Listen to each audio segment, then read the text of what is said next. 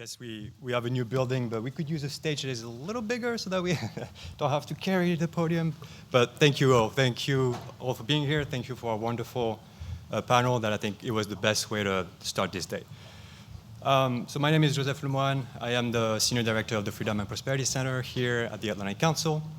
And 4 years ago, the Atlantic Council took on a simple yet complex question: is freedom the best way to achieve societal prosperity? And can we test that with data and evidence?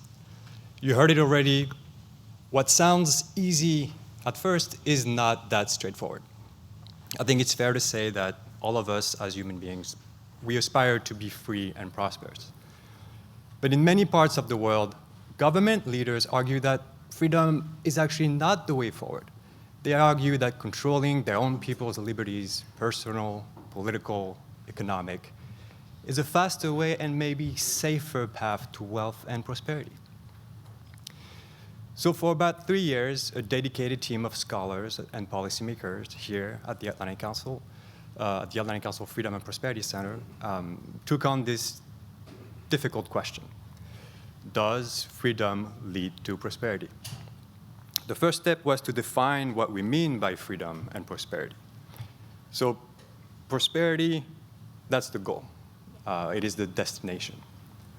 And it is in itself subjective. Each of us probably have a different definition of what it means to be prosperous, but we choose to measure it through commonly accepted indicators like growth, GDP per capita, education, health, while also considering the treatment of minorities, income inequality, and the environment. Then we had to define freedom. This, I believe, is where our work provides the most value.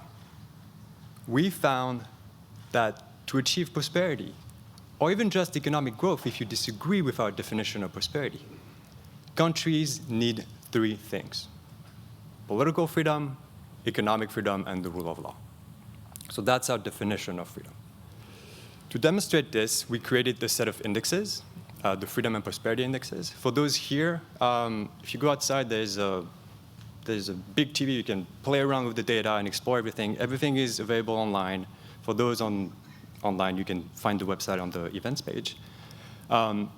With those indexes, we measure the state of freedom on one side and the state of prosperity for 164 countries over 30 years. And with this mass of information, 100,000 data points, we were able to make the evidence-based case for freedom. And what's exciting is we can explore this data and draw other meaningful insights. So today, to kick us off before we go on the break, I wanted to briefly share some of those findings.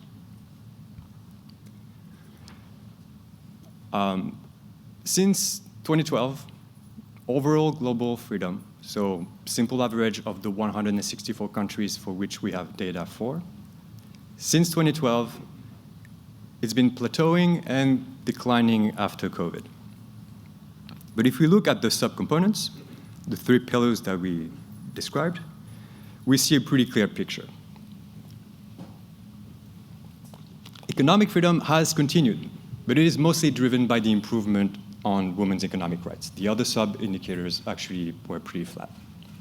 The rule of law, shown here by the legal sub-indexed, is the blue line, has declined since 2012.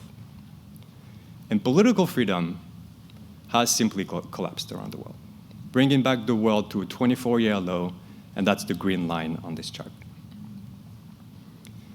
Looking more closely at political freedom, we see that every single region has experienced a decline. There is a global trend. The orange bar is levels in 2013. The blue line is levels today. So as you can see, every single region has seen a decline on political freedom. So why should we care? You heard it before. Well, freedom leads to prosperity. And so let's look at prosperity. Here, we show the level of prosperity for OECD countries. So these are the group of wealthy nations. And compared to 2 of the poorest groups of countries in our sample. So the orange line is the lowest quartile, and the green line is the second lowest. So together, orange and green light represents half of the world. As you can see, if we draw a trend line for what we were achieving from 2000 to 2012, progress in those groups has slowed down. You see that the trend line goes above the reality of where we are today. And it's gotten worse with the COVID-19 crisis. There is a race to the top that we want to be having. Like we say, it's a matter of empowering those countries, empowering those governments, empowering those people. And here, that race to the top has slowed down.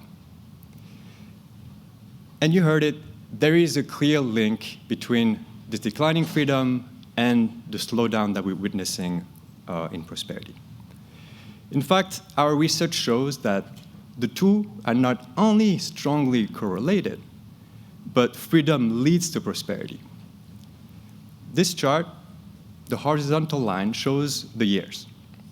On the far left, you see year 0. So that's when a country takes a reform that impacts the level of freedom as we define it.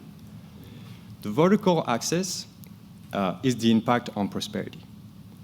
So you see two very clear paths. One, the green line, towards freedom and prosperity. Red, towards autocracy and poverty.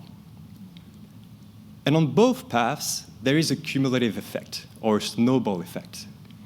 This means that while those changes on freedom today might seem to have little impact, their effect will grow over time. This annual gathering used to be a research conference to discuss and build those indexes and this research. But we felt that the time was right to expand to a bigger group. So today you will hear from scholars, policymakers, and professionals working to make the world more prosperous. The Global Prosperity Forum is designed to encourage conversations. We will have plenary sessions like we just had with plenty of time for Q&A. And upstairs in the afternoon, in the boardroom, we will have research workshops where half of the time of each session will be for conversation. And so that we hope that you interact with your peers and with our scholars. The Atlantic Council Freedom and Prosperity Center, that is organizing this day, aims to increase the well-being of people everywhere, and especially that of the poor and marginalized in developing countries. How do we do this? Through unbiased, data-based research in support of sound policy choices. So please connect with those around you, make meaningful connections, and let's work together to generate new research ideas. I already had a few this morning, just drinking coffee. Discuss policies and find solutions that will create a more prosperous world. Thank you all. We are now having a coffee break, and we will be back here at 11:30 to discuss global democracy challenges. Thank you all.